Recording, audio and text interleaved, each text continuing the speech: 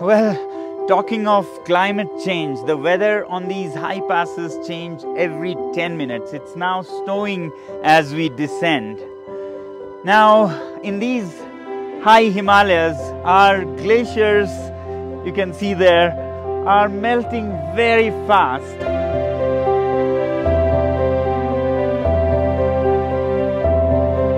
We want to make two appeals to the people of the world and the leaders of the world from the heights of this pass. Firstly, a local appeal to the Prime Minister of India to please safeguard these fragile ecosystems of the high Himalayas under the 6th schedule of the Indian Constitution. Our second appeal is a global appeal to the world leaders and citizens of the world to please cut down on carbon emissions as urgently as possible, because we have very little time left. Here I have a climate clock prepared by the best scientists in the world, and we have less than 5 years left before things go irreversible and out of control. Only 5 years or less. And yet, our heads of state, when they set their targets for carbon neutrality, if we see on this list, it's less than what needs to be done. అందరికీ నమస్కారం. దేశపు సరిహద్దుల నుంచి దేశపు రాజధాని వరకు 30 రోజుల పాటు పాదయాత్ర సాగిస్తున్న సోనం వాంగ్చుక్ ఎందుకు, అసలు ఎవరి కోసం? లడాఖ్ను 6వ షెడ్యూల్లో చేర్చాలన్న డిమాండ్ వెనుక అసలు కారణాలేమిటి? హిమాలయాలు కనుమరుగవబోతున్నాయా? వాతావరణ మార్పులు మరియు భూగోళ కవోష్ణత ఆంతర్యమేమిటి? ప్రపంచం కర్బన ఉద్గారాలతో ప్రమాదపు అంచులలో ఉందా? ఈ అంశాల గురించి ఈ వీడియోలో మాట్లాడుకుందాం. ఇప్పటి వరకు మన యూట్యూబ్ ఛానల్ని సబ్స్క్రైబ్ చేయకపోతే సబ్స్క్రైబ్ చేయండి. అలానే ఇలాంటి ఇంట్రెస్టింగ్ వీడియోల అప్డేట్స్ కోసం పక్కనే ఉన్న గంటా సింబల్ని నొక్కండి. ఇక అసలు విషయంలోకి వెళితే, లడాఖ్కు చెందిన సామాజిక మరియు వాతావరణ కార్యకర్త, అలానే ప్రముఖ రామన్ మెగసే అవార్డు గ్రహీత, 3 Idiots సినిమాకు అసలు కథ అయినటువంటి వ్యక్తి ఎవరైతే ఉన్నారో సోనం వాంగ్చుక్ గారు, దేశపు సరిహద్దులు ఏదైతే సెప్టెంబర్ 1వ తారీఖు 2024న దేశపు సరిహద్దుగా ఉన్నటువంటి లడాఖ్ నుంచి దేశపు రాజధాని అయినటువంటి ఢిల్లీ నగరంలోని మహాత్మా గాంధీ రాజ్ఘాట్ వరకు అక్టోబర్ 2వ తారీఖు ఏదైతే గాంధీ జయంతి నాడు ఢిల్లీలోని రాజ్ఘాట్కు చేరబోయేటువంటి ఈ పాదయాత్రను సోనం వాంగ్చుక్ గారు ఎందుకు మొదలుపెట్టారు, అసలు ఈ పాదయాత్ర వెనుక ఉన్నటువంటి కారణాలు ఏమిటనే అంశాల గురించి మనం మాట్లాడుకునేటువంటి ప్రయత్నం చేస్తే, సేవ్ హిమాలయ సేవ్ లదాఖ్ అనేటువంటి హ్యాష్ట్యాగ్తో హిమాలయాలను కాపాడండి, అలానే లదాఖ్ను రక్షించండి, ప్రకృతి వైపరీత్యాలకు, అలానే వాతావరణ మార్పులతో, అలానే కర్బన ఉద్గారకాలతో, గ్లోబల్ వార్మింగ్తో హిమాలయాల ఉనికి ప్రమాదంలో ఉంది. హిమాలయాలు కనుమరుగైపోతే ఈ దేశపు పరిస్థితులు స్థితిగతులు అన్నీ మారిపోయేటువంటి ప్రమాదం ఉంది. అలా లదాఖ్ యొక్క స్థితిగతులను ఇక్కడ సాంస్కృతిక సాంప్రదాయాలతో పాటు కొంత ప్రత్యేకత కలిగినటువంటి ఈ లదాఖ్ని రక్షించుకోవాలంటే లదాఖ్కి రాష్ట్ర హోదానైనా కల్పించాలి, లేకపోతే భారత రాజ్యాంగంలోని 6వ షెడ్యూల్లోనైనా లదాఖ్ని చేర్చాలనేటువంటి డిమాండ్తో గడిచిన కొన్ని నెలలుగా సోనం వాంగ్చుక్ గారు అనేక పోరాటాలను చేస్తూ వస్తున్నారు. అసలు లడాఖ్ని 6వ షెడ్యూల్ లేదా రాష్ట్ర హోదా కల్పించడానికి గల కారణాలు ఏంటువంటి అంశాల గురించి మాట్లాడితే, గతంలో లదాఖ్ అనేది జమ్మూ కాశ్మీర్ రాష్ట్రంలో భాగంగా ఉండేది. 370 ఆర్టికల్ రద్దు తర్వాత లదాఖ్ను అలానే జమ్మూ కాశ్మీర్ను 2 కేంద్ర పాలిత ప్రాంతాలుగా విభజించింది నాటి కేంద్ర ప్రభుత్వం, ప్రస్తుతం కూడా ఉన్నటువంటి ఎన్డీఏ కేంద్ర ప్రభుత్వం. అయితే 370 ఆర్టికల్ రద్దు తర్వాత జమ్మూ కాశ్మీర్ని అసెంబ్లీతో కూడినటువంటి కేంద్రపాలిత ప్రాంతంగా, లడాఖ్ని సాధారణ కేంద్రపాలిత ప్రాంతంగా విభజించారు. ఆ తరువాత వచ్చినటువంటి ఎన్నికలు ఏవైతే ఉన్నాయో 2019 లోక్సభ ఎన్నికల సందర్భంగా కూడా బీజేపీ తన మేనిఫెస్టోలో ఈ యొక్క కేంద్రపాలిత ప్రాంతమైనటువంటి లదాఖ్కి 6వ షెడ్యూల్లో చేర్చి అక్కడ ఉన్నటువంటి విశిష్టతను, లదాఖ్ యొక్క భూమిని, అలానే వారి యొక్క సంస్కృతి సాంప్రదాయాలను, వాళ్ళ యొక్క గొప్పదనాన్ని పరిరక్షిస్తాము, వాళ్ళ యొక్క ఔన్నత్యాన్ని ప్రపంచానికి చాటే విధంగా వారిని 6వ షెడ్యూల్లో చేర్చి వాళ్లకు రక్షణ కల్పిస్తామని 2019 ఎన్నికల నాడు, లోక్సభ ఎన్నికల నాడు బీజేపీ తన మేనిఫెస్టోలో పొందుపరిచింది. ఆ తరువాత అనేక రోజులు, అనేక నెలలు గడుస్తున్నా బీజేపీ ఇచ్చినటువంటి వాగ్దానాన్ని నిలబెట్టుకోలేదు. లదాఖ్కి రాష్ట్ర హోదానైనా కల్పించాలి, లేకపోతే భారత రాజ్యాంగంలోని 6వ షెడ్యూల్లోనైనా చేర్చాలనేటువంటి ఒకే ఒక్క ప్రధాన డిమాండ్తో సోనం వాంగ్చుక్ గారు పోరాటాలను మొదలుపెట్టారు.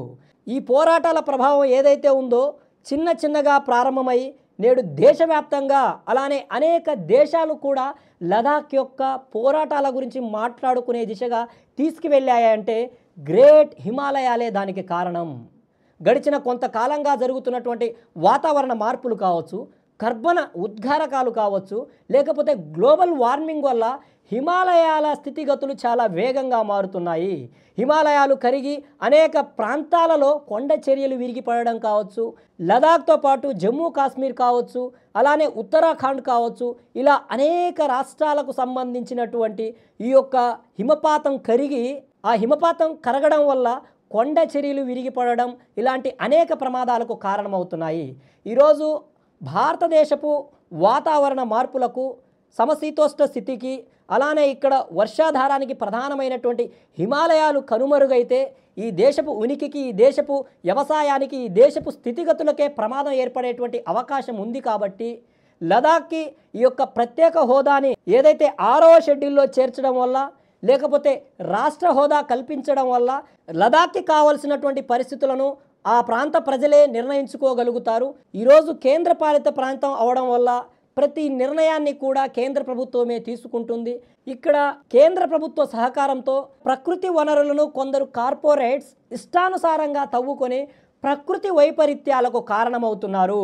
కనుక లదాఖ్ని 6వ షెడ్యూల్లో చేర్చకపోతే తన పోరాటాన్ని కొనసాగిస్తానని ప్రారంభించినటువంటి సోనం వాంగ్చుక్ గారు వాతావరణ కాలుష్యానికి వ్యతిరేకంగా, కర్బన ఉద్గారకాలకు వ్యతిరేకంగా, గ్లోబల్ వార్మింగ్కు వ్యతిరేకంగా, అలానే లదాఖ్కి ఇచ్చినటువంటి హామీ ఏదైతే, బీజేపీ ఇచ్చినటువంటి హామీ ఏదైతే ఉందో ఆ హామీని నెరవేర్చాలి, లేకపోతే తాను నిరాహార దీక్షను చేపడతానని మార్చి 6వ తారీఖు 2024న ఒక ప్రకటనను విడుదల చేశారు. Today on the 6th of March I will be sitting on fast unto death, which will happen in stages of 21 days each, extended as necessary.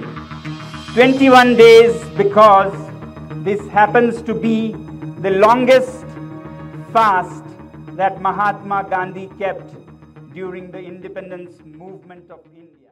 అదే రోజున ఆయన నిరాహార దీక్షను కూడా ప్రారంభించారు. ఆ నిరాహార దీక్షను ప్రారంభించేటువంటి తరుణంలో సోనం వాంగ్చుక్ గారు చాలా గొప్ప వాక్యాలను కూడా ఉద్ఘాటించారు. భారతదేశపు జాతిపితగా ప్రసిద్ధిగాంచినటువంటి మహాత్మా గాంధీ గారు భారతదేశపు స్వాతంత్ర సంపార్జన కోసం చేసిన పోరాటాలలో చాలా ప్రాచుర్యం పొందినటువంటి పోరాటం నిరాహార దీక్ష. ఏదైతే 21 రోజుల పాటు భారతదేశపు స్వాతంత్ర్యం కోసం మహాత్మా గాంధీ గారు చేపట్టినటువంటి నిరాహార దీక్షనే ఆదర్శంగా తీసుకుని ఆయన చూపినటువంటి గాంధేయ మార్గంలో, శాంతియుత మార్గంలో తాను కూడా మార్చి 6, 2024 నుంచి మార్చి 26, 2024 వరకు, అంటే 21 రోజుల పాటు క్లైమేట్ ఫాస్ట్ పేరిట నిరాహార దీక్షను చేపట్టారు సోనం వాంగ్చుక్ గారు. 21 రోజుల పాటు నిరాహార దీక్ష చేపట్టిన దేశ ప్రభుత్వం తమ వైపు చూడలేదు.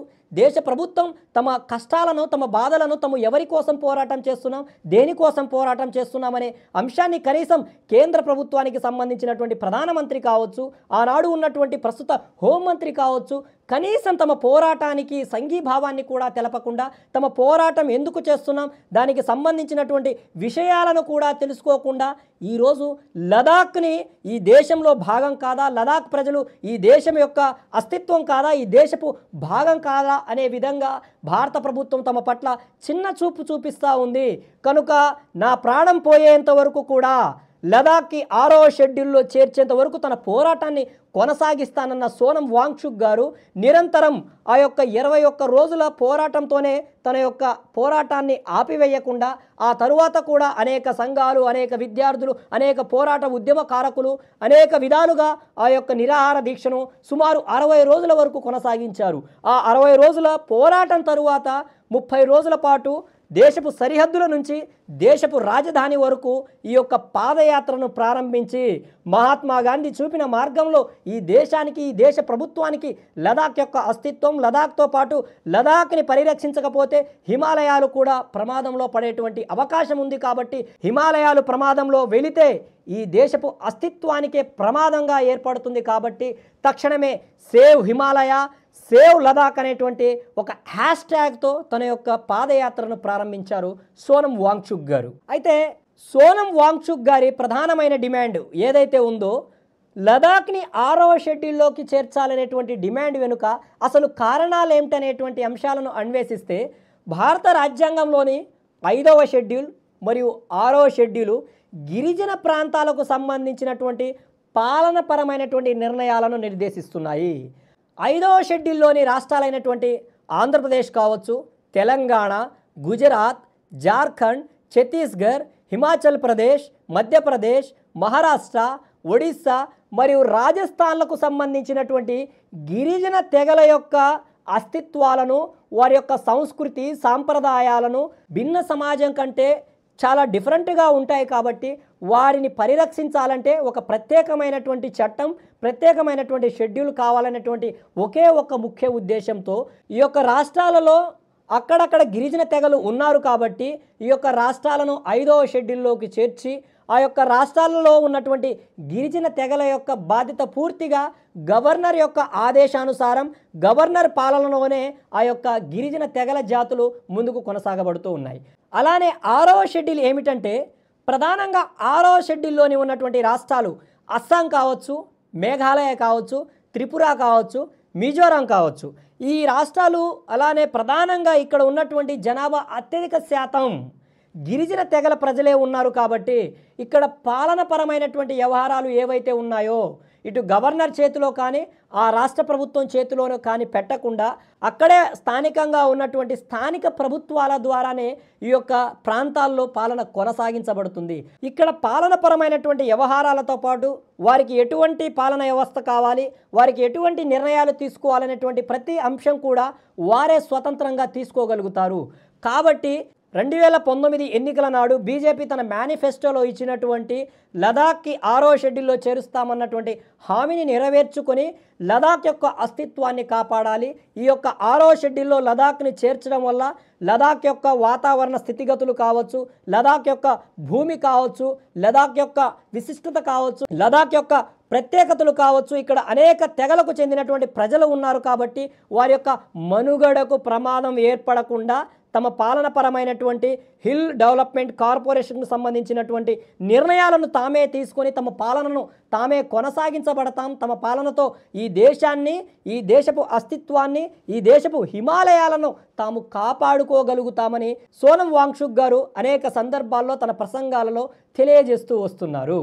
300 వృక్షాల కోసం ఉత్తరాఖండ్లో సుందర్లాల్ బహుగుణ్ గారు ఏ విధంగా ప్రకృతి ప్రేమికుడిగా ప్రకృతిని రక్షించకపోతే ఆ ప్రకృతే లేకపోతే మన మనుగడే ప్రమాదంలో పడేటువంటి అవకాశం ఉంది. కాబట్టి ఈ యొక్క చెట్లను, వృక్షాలను నరికితే కొండ చర్యలు ఇరిగిపడి వాతావరణ మార్పులకు ప్రమాదంగా ఏర్పడుతుందని నాడు సుందర్లాల్ బహుగుణ్ గారు ఏ విధంగా పోరాటాన్ని చేసి ఆ యొక్క పోరాటంలో విజయం సాధించారో అదే తరహాలో మహాత్మా గాంధీ చూపిన గాంధేయ మార్గంలో సోనం వాంగ్చుక్ గారు తన పోరాటాన్ని ముందుకు కొనసాగిస్తూ వస్తున్నారు. అయితే నిజంగా సోనం వాంగ్చుక్ గారికి లడాక్ ప్రజల యొక్క మద్దతు ఉందా లేదా, లడాక్ ప్రజలు కూడా లడాక్ను 6వ షెడ్యూల్లో చేర్చడానికి లేకపోతే రాష్ట్ర హోదా కల్పించడం పట్ల వారు ఇష్టంగా ఉన్నారా లేదా అనేటువంటి అంశాల గురించి మాట్లాడితే 2019 ఎన్నికలలో ఏదైతే లడాక్కు సంబంధించినటువంటి లోక్సభ ఎన్నికలలో బీజేపీ పార్టీకి చెందినటువంటి అభ్యర్థి అక్కడ ఘన మెజారిటీతో గెలుపు పొందారు. అయితే ఇటీవల జరిగినటువంటి 2024 ఎన్నికలలో మాత్రం గత ఫలితాల కంటే భిన్నంగా 2019 సిట్టింగ్ ఎంపీ ఎవరైతే ఉన్నారో ఆయన ఓటమి పాలవడం గమనార్హం. అయితే 2024 లోక్సభ ఎన్నికల ఫలితాల సరళిని గమనిస్తే లదాఖ్లో అనూహ్యంగా స్వతంత్ర అభ్యర్థి ఎవరైతే ఉన్నారో మొహమ్మద్ హనీఫా అనేటువంటి అభ్యర్థి 65,259 ఓట్లను సాధించి గెలుపు పొందడం ఇక్కడ గమనార్హం. 2019 ఎన్నికలలో విజయం సాధించినటువంటి అదే బీజేపీ పార్టీ ఇక్కడ 3వ స్థానానికి పడిపోవడం కూడా బీజేపీ పార్టీ అలానే ఎన్డీఏ కూటమి ప్రభుత్వం ఆలోచించాల్సినటువంటి అవసరం ఉంది. ఎందుకంటే లడాక్ ప్రజలు తమ యొక్క అస్తిత్వాన్ని, తమ యొక్క ఔన్నత్యాన్ని, తమ యొక్క హిమాలయాలను కాపాడుకోవాలని కోరుకుంటున్నారు. ఈరోజు సోనం వాంగ్చుక్ పోరాటానికి లడాక్ ప్రజలందరూ కలిసికట్టిగా వస్తున్నారు. కాబట్టే ఆయన ఆనాడు చేపట్టినటువంటి నిరాహార దీక్షలకు కూడా లక్షలాది మంది తరలి వచ్చారు. ఆయన నిరాహార దీక్ష చేపట్టిన నాటి నుంచి నిరాహార దీక్ష ముగింపు నాటి వరకు కూడా రోజుకు వేల సంఖ్యలో ప్రజలు పాల్గొని ఆయనకు సంఘీభావాన్ని కూడా తెలియజేశారు. 30 రోజుల పాదయాత్ర కొనసాగుతున్న తరుణంలో ఒక ఇంటర్వ్యూలో సోనం వాంగ్చుక్ గారు మాట్లాడుతూ ఒక ఆవేదనకు గురి అయ్యారు. భారత ప్రభుత్వం తమను నమ్మడం లేదని, 1965 యుద్ధంలో, 1971 యుద్ధంలో, 1999 యుద్ధంలో ఢిల్లీలో ఉన్న వాళ్ళు ఈ దేశాన్ని గెలిపించలేదని, లడాక్ ప్రజలు దేశాన్ని గెలిపించారని, కానీ ఈరోజు లడాక్ ఉనికే ప్రమాదంలో ఉంటే ఎవరూ పట్టించుకోవడం లేదని సోనం వాంగ్చుక్ గారు ఆవేదన వ్యక్తం చేస్తూ లడాక్ ఉనికి అనేది ఈ దేశానికి చాలా అవసరం. ఎందుకంటే చాలా క్లిష్టమైన పరిస్థితుల్లో లడాక్ ఉంది. ఎందుకంటే లడాక్కి ప్రపంచ సరిహద్దు ఏదైతే భారతదేశానికి అతి ప్రమాదకరంగా భావించేటువంటి పాకిస్తాన్తో అలానే చైనాతో సరిహద్దు కలిగి ఉండడం, ఇక్కడ స్ట్రాటజిక్గా అలానే డిఫెన్స్ పరంగా చాలా ప్రాధాన్యత సంతరించుకున్నటువంటి ప్రాంతం లడాక్. అలానే ఈ లడాక్కు సంబంధించినటువంటి స్థలాలను కూడా హిమాచల్ ప్రదేశ్తో పాటు లడాక్కి సంబంధించినటువంటి స్థలాలను కూడా చైనా ఆక్రమిస్తూ వస్తుంది. ఈ యొక్క చాలా స్ట్రాటజిక్ అట్లా డిఫెన్స్ పరమైనటువంటి అనేక ప్రదేశాలు ఈ యొక్క లడాక్ హిమాచల్ ప్రదేశ్లో ఉన్నాయి. కాబట్టి హిమాచల్ ప్రదేశ్ తరహాలో లడాక్ని కూడా రాష్ట్రంగా చేయాలి, లేకపోతే 6వ షెడ్యూల్లో చేర్చాలనేటువంటి ప్రధానమైనటువంటి డిమాండ్ని సోనం వాంగ్చుక్ గారు తన యొక్క ప్రసంగాల్లో వినిపిస్తూ వస్తున్నారు. అయితే సోనం వాంగ్చుక్ గారు చెప్తున్నట్లు నిజంగా హిమాలయాల ఉనికి ప్రమాదంలో ఉందా? రాబోయేటువంటి రోజుల్లో హిమాలయాలు ఉండవా? హిమాలయాల ఉనికికి ప్రమాదం ఏర్పడితే భారతదేశంపై ఉన్నటువంటి ప్రమాదం ఏంటి? భారతదేశపు ఉనికి మీద ప్రమాదం ఏర్పడేటువంటి అవకాశాలు ఉన్నాయనేటువంటి అంశాల గురించి మాట్లాడితే గడిచిన కొంత రోజులుగా ఏదైతే కర్బన ఉద్గారాలకు సంబంధించి కావచ్చు, గ్లోబల్ వార్మింగ్కు సంబంధించి ప్రపంచవ్యాప్తంగా అనేక క్లైమేట్ రిపోర్ట్స్ బయటపడుతూ వస్తున్నాయి. కర్బన ఉద్గారకాల వల్ల, గ్లోబల్ వార్మింగ్ వల్ల హిమాలయాలు చాలా వేగంగా కరుగుతూ వస్తున్నాయి. వాతావరణ మార్పుల వల్ల సకాలంలో హిమపాతం ఏదైతే మంచు కురవడం లేదు. అలానే దీనికి ప్రధాన ఉదాహరణ ఏమిటంటే గత సంవత్సరం ఏదైతే 2023వ సంవత్సరంన అక్టోబర్లో రావాల్సినటువంటి హిమపాతం ఏదైతే ఉందో డిసెంబర్ చివరి నాటికి కూడా హిమపాతం కాకపోవడం ప్రతి వ్యక్తి గమనించవలసినటువంటి అంశం. హిమాలయాలు చాలా వేగంగా కరిగి కొండ చర్యలు విరిగిపడి హిమనీ నదులు ఏవైతే ఉన్నాయో చాలా వేగంగా కరిగి హిమాలయాల ఉనికి ప్రమాదంలో పడేటువంటి ప్రమాదం ఉంది. హిమాలయాల ఉనికి ప్రమాదంలో పడితే ఈరోజు ప్రధానంగా ఋతుపవనాలు ఏవైతే ఉన్నాయో ఋతుపవనాలు సకాలంలో భారతదేశంలోకి ప్రవేశించకుండా, సకాలంలో భారతదేశంలోకి రాకుండా, ఈ వర్షాధార ప్రాంతాలు వర్షాలు సకాలంలో రాకుండా భారతదేశం మొత్తం కూడా ఎడారిలా మారిపోయేటువంటి ప్రమాదం ఉంది. ఈ యొక్క ప్రమాదం నుంచి భారతదేశాన్ని కాపాడాలంటే ప్రధానంగా హిమాలయాలను కాపాడుకోవాలి, లడాఖ్ని కాపాడుకోవాలి. ఈరోజు ప్రపంచ దేశాలు కర్బన ఉద్గారకాలకు సంబంధించి అలానే గ్లోబల్ వార్మింగ్కి సంబంధించి ఆలోచించవలసినటువంటి తరుణం ఆసన్నమైనది. ఈరోజు కర్బన ఉద్గారకాలను నిలువరింప చేయడానికి కేవలం మన దగ్గర 5 సంవత్సరాల సమయం మాత్రమే ఉంది. 5 సంవత్సరాలలో తగు జాగ్రత్తలు చేపట్టకపోతే, తగు చర్యలు చేపట్టకపోతే ప్రపంచం ప్రమాదపు అంచులను అడుగులు వేయబోతా ఉంది. మనం కర్బన ఉద్గారకాలను జీరో కర్బన ఎమిషన్ని 2060 2070గా టార్గెట్ చేసుకుంటూ ముందుకు వెళ్తున్నాము. 2060 2070 వరకు ఈ ప్రపంచపు ఉనికే ప్రమాదంలో పడేటువంటి అవకాశం ఉంది. కాబట్టి ప్రపంచ దేశాలు తక్షణమే మేల్కొని ఐక్యరాజ్య సమితితో పాటు ఈ యొక్క క్లైమేట్కు సంబంధించినటువంటి ఫోరమ్స్ కూడా తక్షణమే తగు చర్యలను చేపట్టి ప్రపంచ దేశాల మీద, ప్రపంచ దేశాల దేశాధ్యక్షుల మీద, ప్రధానుల మీద ఒత్తిడిని తీసుకువచ్చి తక్షణమే కర్బన ఉద్గారకాల ఎమిషన్ని జీరో చేయకపోతే దేశము, ప్రపంచం ప్రమాదపు అంచులను నడిచేటువంటి అవకాశం ఉందని ఆయన పదే పదే తన ప్రసంగాలలో తెలియజేస్తూ వస్తున్నారు. కనుక ప్రపంచ దేశాలు తక్షణమే మేల్కొని ఈ యొక్క కర్బన ఉద్గారకాల నిలువరణలకు, అలానే గ్లోబల్ వార్మింగ్ని ఏ విధంగా తగ్గించాలి, ఏ విధంగా చర్యలను చేపట్టాలి, ఈ ఎమిషన్ని ఎలా తగ్గించాలనేటువంటి విధంగా ప్రపంచ దేశాలు ఒక తాటిపైకి వచ్చి ఆలోచించవలసినటువంటి సమయం ఆసన్నమైనదని ఆయన బాహటంగానే తన ఆవేదనను వ్యక్తపరుస్తూ వస్తున్నారు. అయితే దేశపు ప్రధానమంత్రి గారు ప్రపంచం గురించి ఆలోచించేటువంటి ముందు భారతదేశం యొక్క పరిస్థితుల మీద ఆలోచించాల్సినటువంటి అవసరం ఉంది. ఈరోజు లదాఖ్ని కాపాడుకోకపోతే, హిమాలయాలను కాపాడుకోకపోతే భారతదేశపు ఉనికే ప్రమాదంలో పడేటువంటి అవకాశం ఉంది. మీరు శ్రీరాముని భక్తుడిగా ఈ దేశానికి తెలియజేస్తూ ఉంటారు. శ్రీరామచంద్రమూర్తి మాట ఇస్తే తప్పనటువంటి వ్యక్తి. ఈ దేశపు ప్రధానమంత్రి నరేంద్ర మోదీ గారు కూడా తను ఇచ్చిన మాటకు కట్టుబడి ఉంటాడని, తను ఇచ్చిన మాటను తప్పడని తను నమ్ముతున్నాను. శ్రీరామచంద్రమూర్తి వలె తన మాట మీద నిలబడి లదాఖ్కు ఇచ్చినటువంటి హామీ ఏదైతే ఉందో లదాఖ్ని 6వ షెడ్యూల్లో చేరుస్తానని తాను ఆశాభావాన్ని వ్యక్తం చేస్తున్నానని, ఆయన ఇచ్చిన హామీని గుర్తు చేయడం కోసమే తాను లదాఖ్ నుంచి ఢిల్లీకి పాదయాత్రను మొదలుపెట్టానని కూడా సోనం వాంగ్చుక్ గారు దేశ ప్రధానమంత్రి నరేంద్ర మోదీ గారికి తెలియజేశారు. అసలు సోనం వాంగ్చుక్ గారు ఈ పోరాటం ఎందుకు చేస్తున్నాడు? తన కోసమా, లేక లడాక్ కోసమా, లేక హిమాలయాల కోసమా, లేక దేశం కోసమా అనేది మనమందరం ఆలోచించాల్సినటువంటి సమయం ఆసన్నమైనది.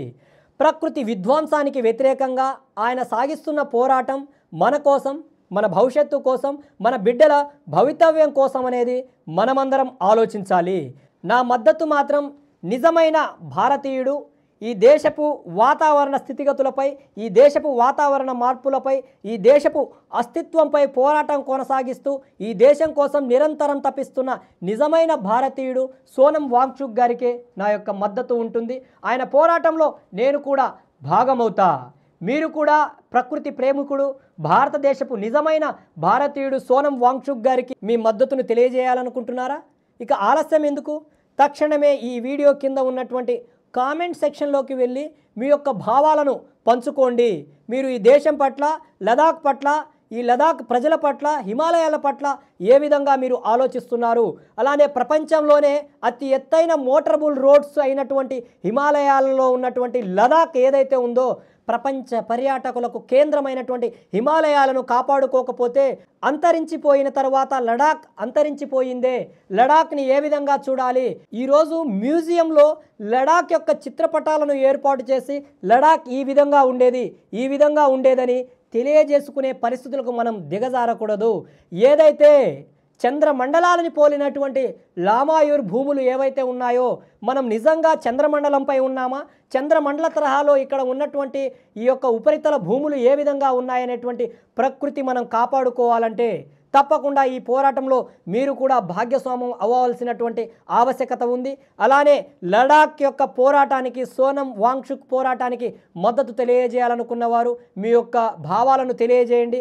అలానే ఈ వీడియోను లైక్ల రూపంలో సోనం వాంగ్చుక్ గారికి మీరు ఎంతటి మద్దతుని ఇస్తున్నారో తెలియజేయండి. ఇది హిమాలయాల కోసం, లడాక్ కోసం, భవిష్యత్ భారతం కోసం సాగుతున్న ప్రకృతి పోరాటం. ఈ పోరాటంలో మనమందరం భాగ్యస్వాములం అవుదాం. जय हिंद, जय भीम, जय भारत। Save Ladakh, save Himalaya.